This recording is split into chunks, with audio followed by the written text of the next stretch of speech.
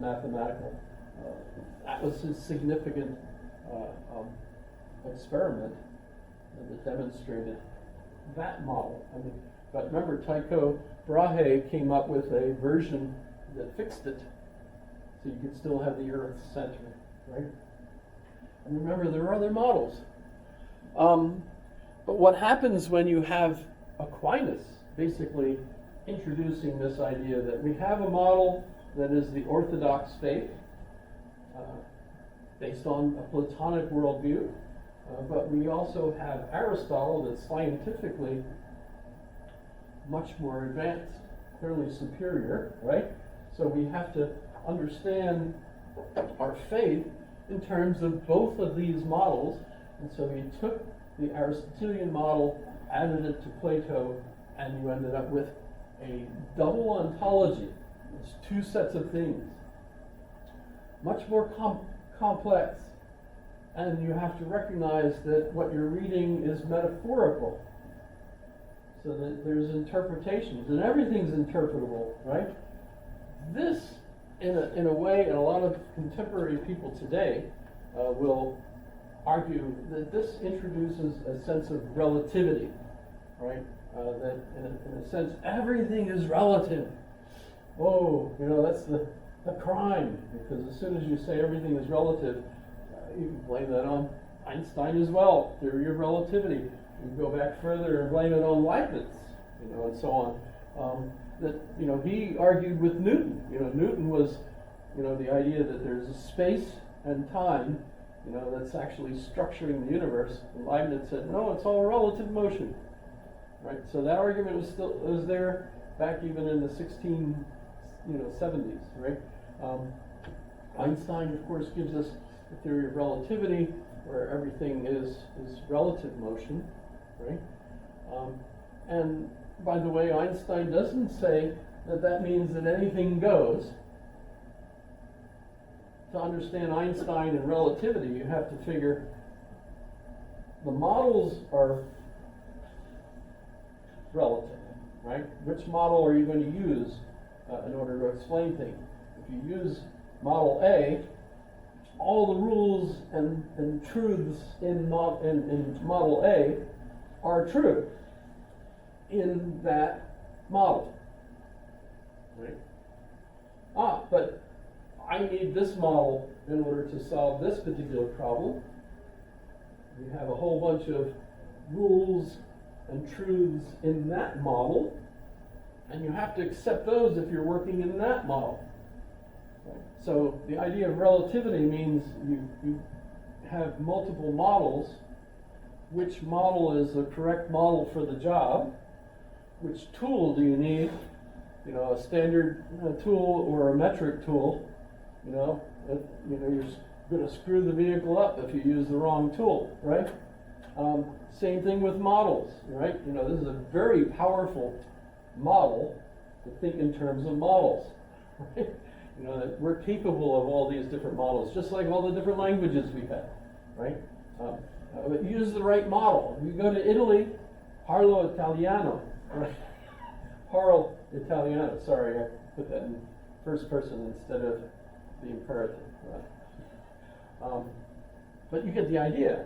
Use the right model for the thing. But it's not totally relative. You have to use a model in order to accomplish the job. We have tools. Those tools work within a model, and so on. So the critique, that if you say it's relative, suggests that there's no truth. Well, and absolutely that's a paradox, because if you say there is no truth, are you sure? Right? That's a paradox. That's dumb. Don't say that. Although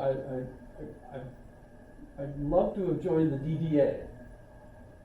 DDA? It's the Dum-Dums of America. It's an organization. I've never been able to figure out how to join it, though. Dum-Dums of America. Never heard of it?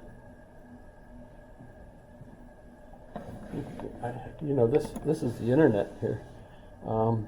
Goldie Pond DA.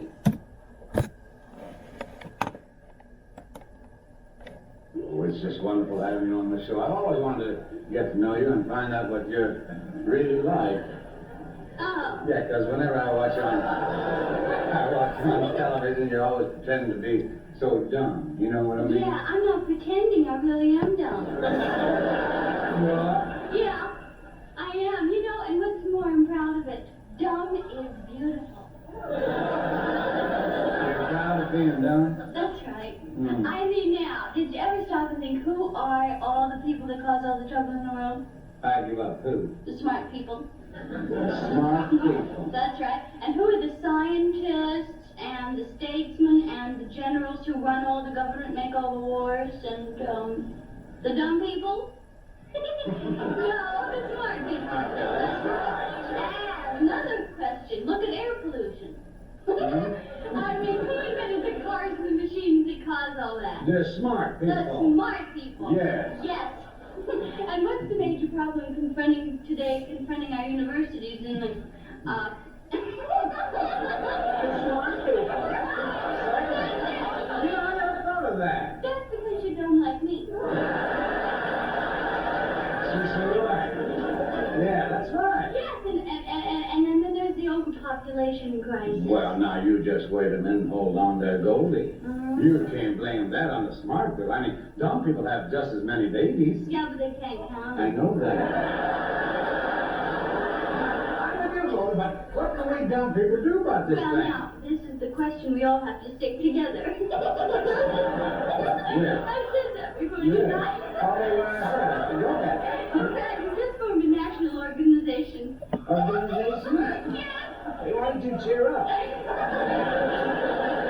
It's called the DDA. The DDA? Dumb Dumbs of America. Oh. Yeah, cost $5,000 to join. We never have any meetings. You don't get membership. No membership? Membership privileges. You don't even get a membership card. Well, gee whiz, a person would have to be real dumb to join an organization like that. Exactly. That's how we weed out all the undesirables. I said that's how we weed out all the undesirables. You said that just the same as you did the first time. That ain't being too dumb. Well, doesn't your organization have any activities at all? Yes, we went and did a You went and pulled what? dum-dum march, a dumb people's march in Washington. What happened? Well, we got lost. You don't lie. Is there any possible way?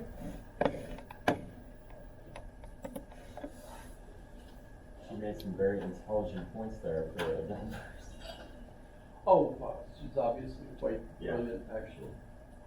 And you're probably all familiar with Goldie Hawn. She's older now, etc. But yeah, she used. I first enjoyed her along with others in a TV show that was the hit of the year called Laughing.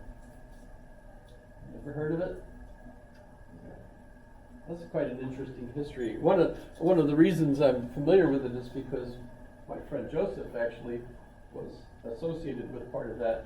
Had lunch with Goldie Hawn and several of the other cast members once, so it's kind of neat. However, so science basically. What? Let's ask this question. And let me think. What's today's quiz question? I forget. Does anybody know what it is? The quiz question for today? There's a couple that are available to me, but I want to ask the right one. One of the ones I used to ask was, did Thomas Aquinas actually chase a woman out of the tower that he was locked in? But if I go to the newest one here,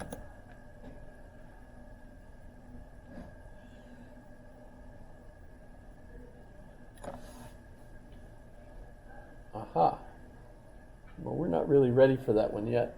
Well, let me see if I can help. what brings science? I mean, scientia is just Latin, the Latin word for knowledge. Remember, in Greek, mathematikos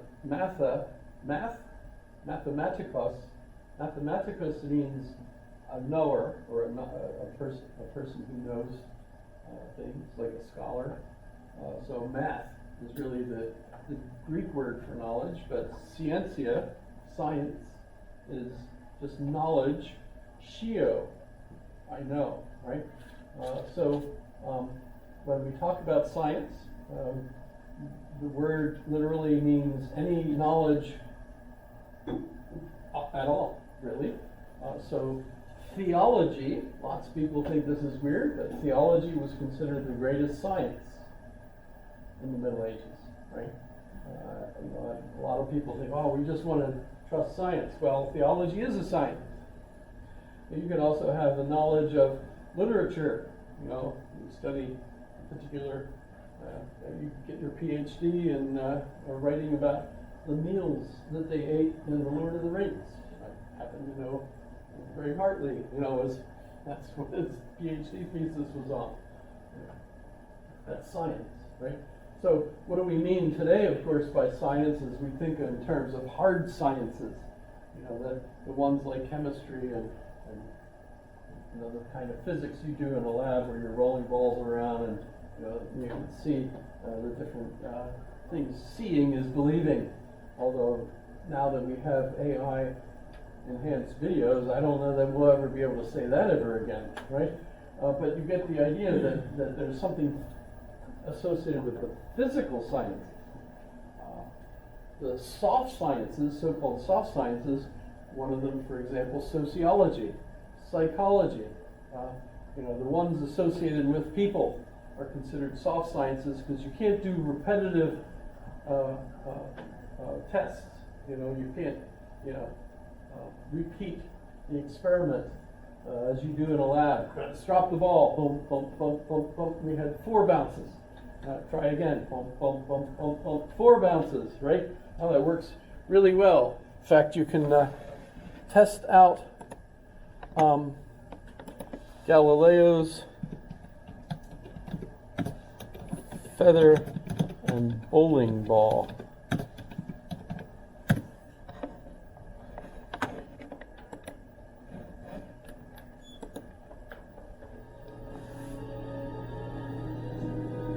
I haven't shown you this. This is NASA's Space Power Facility in Cleveland, Ohio, and it is the world's biggest vacuum chamber.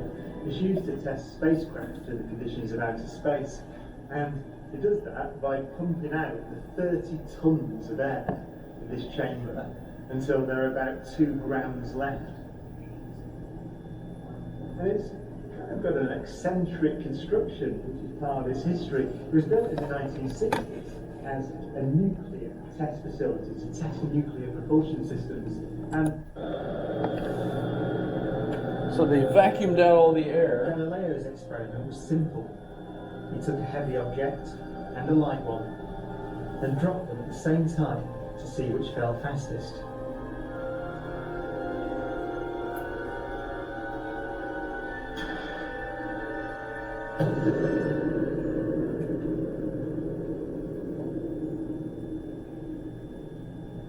Now in this case, the feathers fell to the ground at a slower rate than the bowling ball because of air resistance. Okay, so now, Release. this is when the air is gone.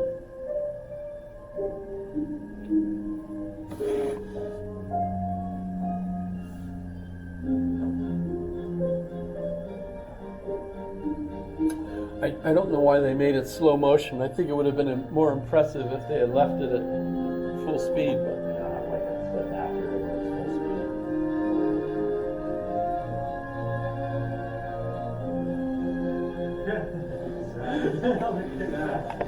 They came down.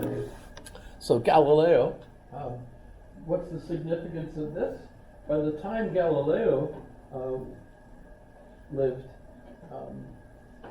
Aristotle's science had been accepted as part of church dogma. And as far as they were concerned, Aristotle, the philosopher, knew everything. And one of the things he said was that things fall based on their heaviness.